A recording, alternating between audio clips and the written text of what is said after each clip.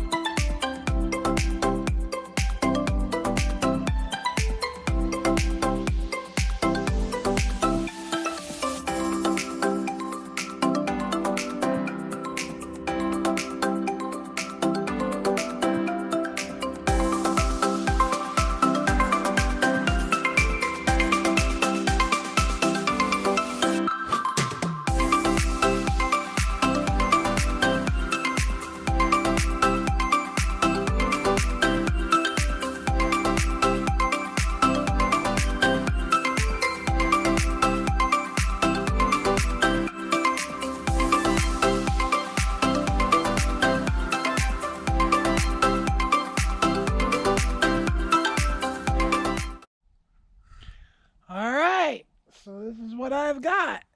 It came together pretty good. I dropped a tank, but it wouldn't have fit anyway. So it's not the end of the world. So what I did here on this configuration is I left, so the first 3 tanks are anaerobic. The next 3 tanks are aerobic. Okay, digestion. Okay, what that means? No air, no air, no air, air, air, air. Bubblers down the bottom of these 3. Okay, so, and then there's vents that come off these 3 as well. Then, this to this, there's a UV light. Now, it could also be chlorine tablets could go in there instead of a UV light. I decided to use a UV light because in my quest of life is to not have to maintenance things all the time. So a UV light is, you know, I think it's every like 5 years or something you replace a bulb. Okay, perfect. Now also, I'm going to put the the pressure tank and the pump right there. So then I'll be able to plumb off of this one and get my pressure, and I'll be able to have a spot down there where I can send it out, because the theory with this build is all this can be connected. This is not a house, right?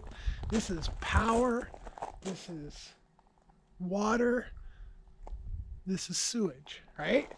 So then the trench goes from here over there, where that's where the house goes.